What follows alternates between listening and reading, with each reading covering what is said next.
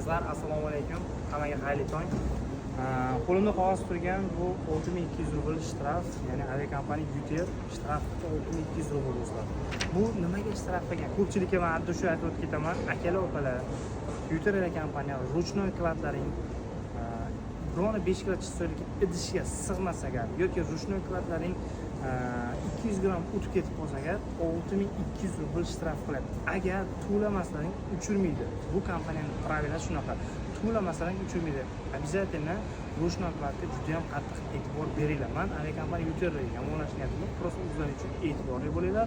Noqulay aeroportga kelib shtrafga tushib qolmanglar. Agarda Alloh saqlasin pullaring bo'lmasdan qolsa, to'lab olmasdan qolsangiz просто birga kuyasizlar. Batta u ya'ni sharoit, o'zbekchilik yoki musulmonchilik degan narsani tushunmaydi. Ochiq oyliklarga aytyapman. Ehtiyot bo'linglar do'stlar. 6200 rubl akam hozir 200 gramga to'lashdi.